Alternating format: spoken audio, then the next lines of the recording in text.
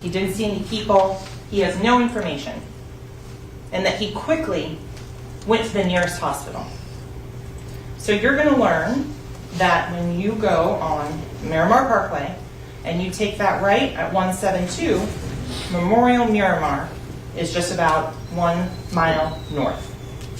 So the distance between most major intersections in Broward County is 1 mile. So you're going to learn that from 160th to 172nd, 1 mile. From 172nd to the next major intersection on Miramar Parkway, 184th, 1 mile. So you're going to hear and find that Mr. Henry's statement that the car is traveling westbound on Memorial Parkway, then goes north on 172nd and shows up at the hospital for the drive-by is completely and utterly false. How can I tell you that, ladies and gentlemen? Well, the detectives from Miramar...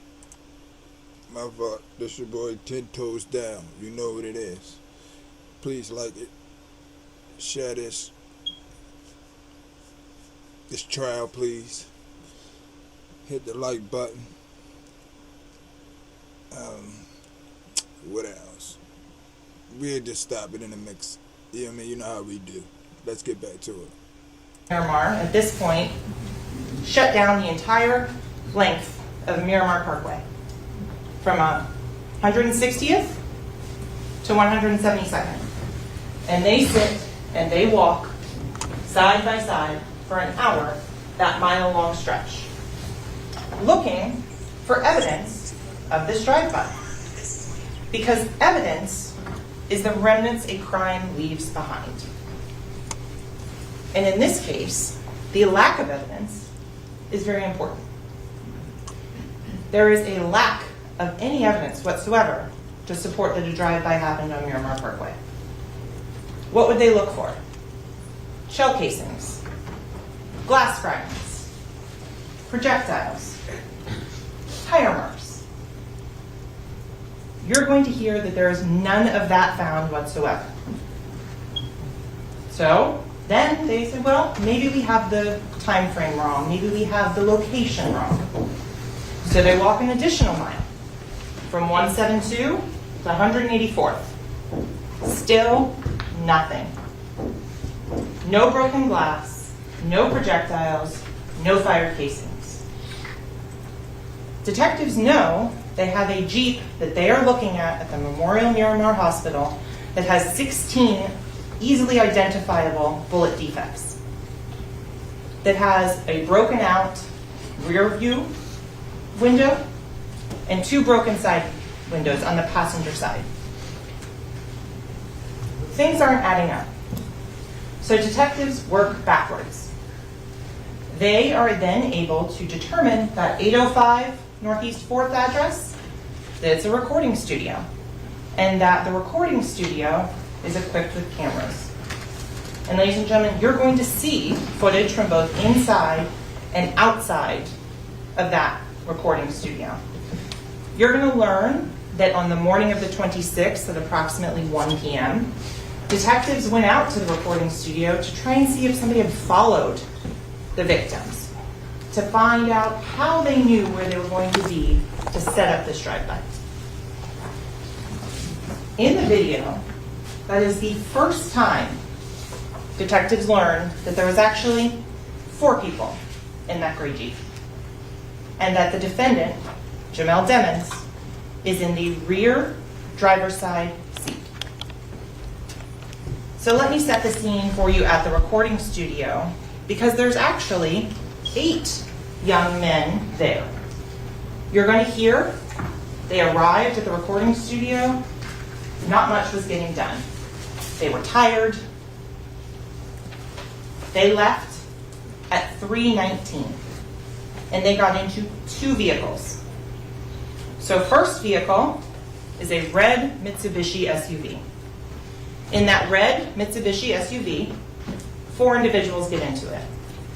Travion Glass, Dontavius Withers, Jacoby Mills, and Adrian Davis. They are in the red Mitsubishi. In the gray Jeep, you have the driver, Cortland Henry, rear driver's side passenger, Jamel Demmons, Anthony Williams in the front seat, and Cortland Henry, again, the driver, Christopher Thomas in the rear. What you will find and what you will hear, ladies and gentlemen, is that this gray Jeep leaves the recording studio, goes over to I-95, takes I-95 south to 595, 595 across to I-75 south, I-75 south to Miramar Parkway. You're going to see traffic cameras from the Department of Transportation that show the cars going across 595, one after the other. In those videos, you're not going to see them stop. And it's just a small portion of which is covered by cameras on that. But then what you're going to see is the cell phone evidence. The digital leash. The item that is carried around in everyone's pocket, in everyone's car, you use on a daily basis. Because you're going to see, as Jamel Demmons leaves that recording studio, he's got his phone in his hand, and he's playing on this phone. You're going to see on that phone information that Anthony Williams had his phone with him. And the interesting fact that's important to keep in mind is Anthony Williams, the deceased in the front passenger seat, and Jamel Demmons, who is the shooter, in the rear driver's side passenger seat, have the exact same make and model of cell phone. Not only do they have the same make and model of cell phone, they are on the exact same cell phone plan. They're using the same service, the same cell towers, everything like that. So you can compare the information from those two cell phones and see how they track together. Christopher Thomas, who's the deceased in the rear passenger seat, he had an iPhone as well, and he was on the Sprint service at the time. In the other car, that red Mitsubishi, Dontavius Withers also had a Sprint service. We stop her real quick because though nobody's not saying Melly wasn't there. I mean, he was there, legacy. You know what I mean? So his cell phone is gonna be the same as the other one, pending in the same spot. Cause they saying, like Melly saying, he was there. So I don't know what she trying to get. You know what I mean? Cause I ain't proving nothing. Like they got the same cell phone plan and all that, whatever she's saying. But I mean, Melly not saying he wasn't there. He was there the whole night. It supposed to have been a drive-by, whatever, whoop, a legacy. So, a legacy. But we get back to it. I don't know where she's going at with this. Service cell phone. So, ladies and gentlemen, you have individuals in two cars and all of the cell phone tracks together, going across 595, going until they get to Miramar Parkway and 184th. At 184th, the red Mitsubishi goes south, and you will then see it at 3:50 a.m. going through the guard gate at Sunset Lakes. That was the gated community in which the individuals were all living at the time of this homicide in October of 2018. On the Sunset Lakes guard video, the red Mitsubishi goes through, the gray Jeep doesn't. The gray Jeep instead goes north and then proceeds to go to the actual scene of the homicides. The gray Jeep goes north on 184th up to Pines Boulevard. From Pines Boulevard, it travels west all the way to the edge of the Everglades, where it is desolate, where it is dark, where there are no witnesses. The gray Jeep goes down south on US 27 and turns left on Pembroke Road. You're going to learn that Pembroke Road does not connect through. That right there, Pembroke Road dead ends at a trash facility. That at that recycling facility, you're not going to see people. You're not going to see activity. There's no street lights. And at 4:02 a.m., Jamel Demmons exits that vehicle and stages that drive-by. Because, ladies and gentlemen, remember, at this time, Miramar is going and working backwards. They're looking for communication to figure out how and why and how the location of this Jeep was known, why they would be targeted. At that point, there is no communication. You're not going to see any sort of phone calls, any sort of text messages going out, setting up any sort of meeting at the edge of the Everglades at 4 in the morning.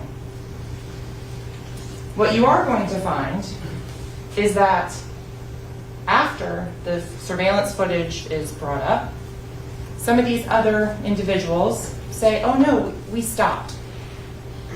We stopped the car and Mr. Dimmons on the side of the highway got out of the gray Jeep and got into the red Mitsubishi. But ladies and gentlemen, it's important to know and look at the details, because the details don't match up. One person says, oh, it's at this location. One person says it's over here on the side of the road. Look at what the physical evidence shows, and that's what I would suggest to you is the most reliable things. So on the physical evidence, the Jeep is towed to the Miramar substation, and a search warrant is executed on it.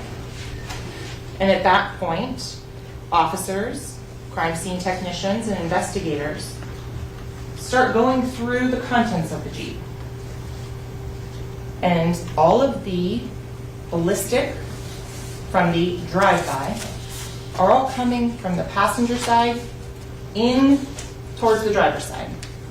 And then from the rear of the vehicle, forwards towards the front. The medical examiner's office is also conducting an investigation.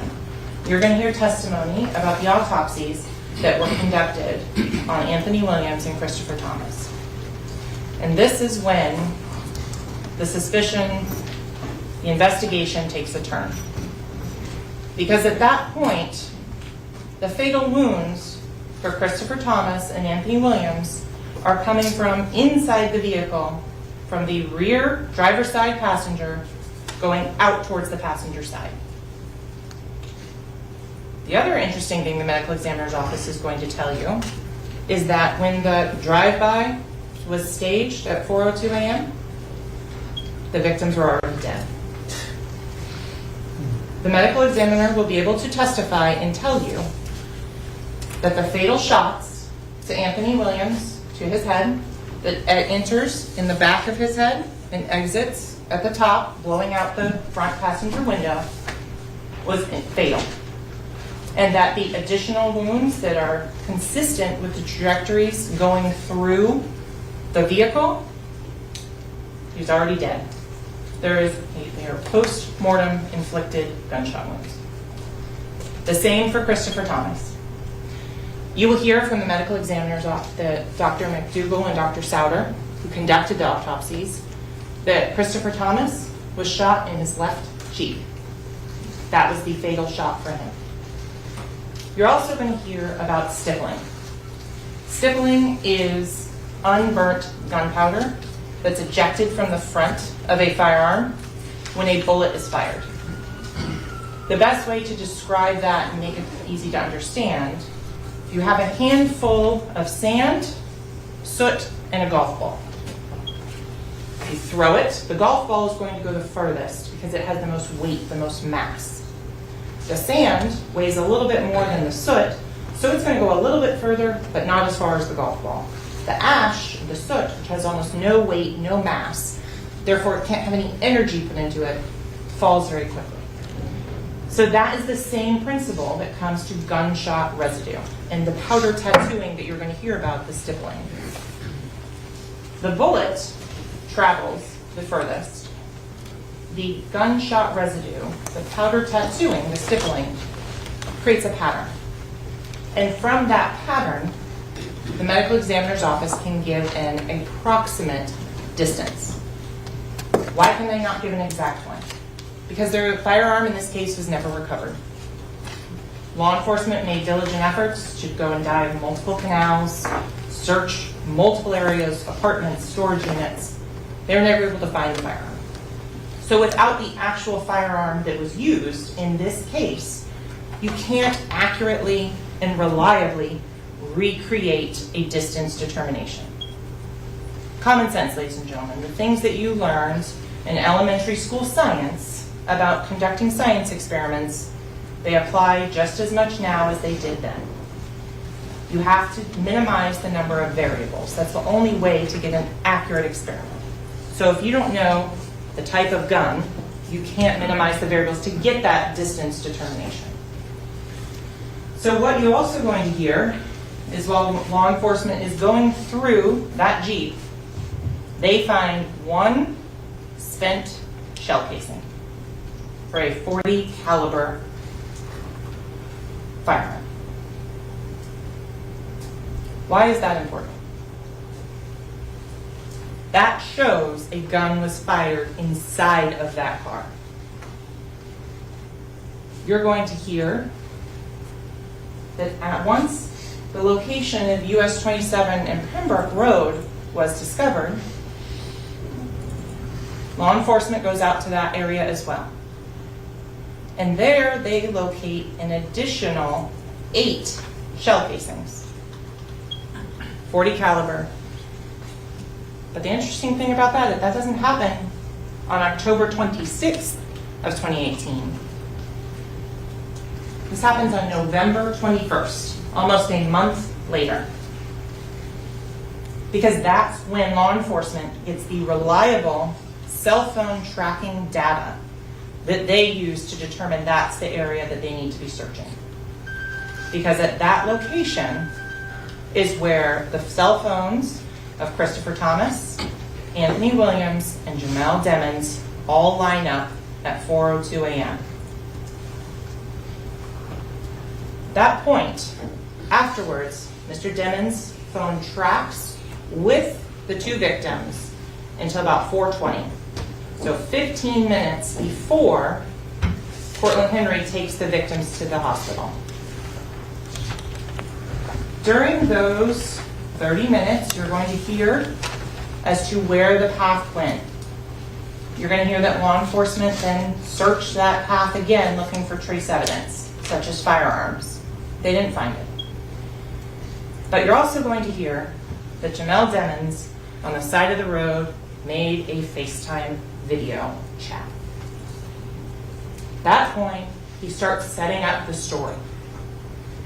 He FaceTimes his girlfriend at the time, Mariah Hamilton.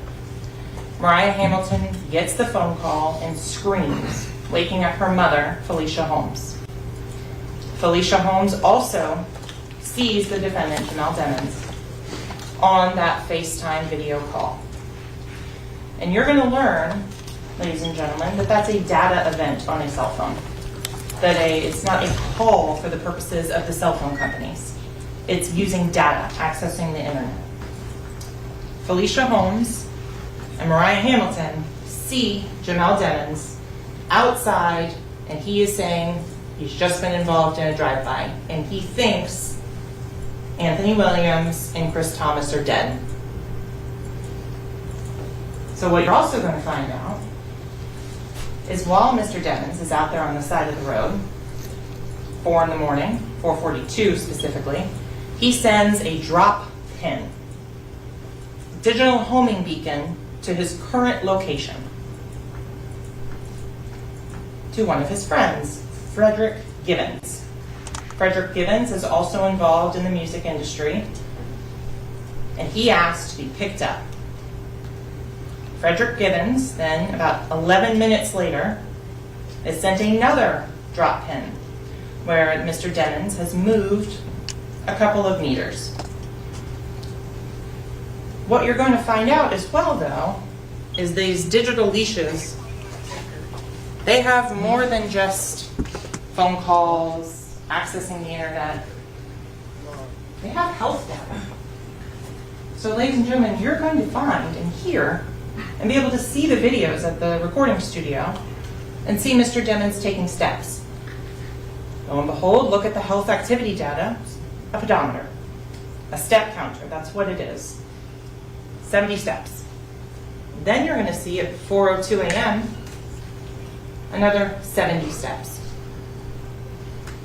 Then at 4:42, the time frame in which he's sending that drop pin to 4:53 a.m., you're going to see 1,397 steps. You will see this data showing the defendant had the phone and was using it. So, ladies and gentlemen, one of the things that I have to prove is the defendant committed the crime. And to do that, the state intends to show the evidence that the phone was there at the murder scene, and there were no other phones there. There is no one else out there at 4 in the morning. So to do that, the state has to convince each and every one of you that this was the phone of the defendant.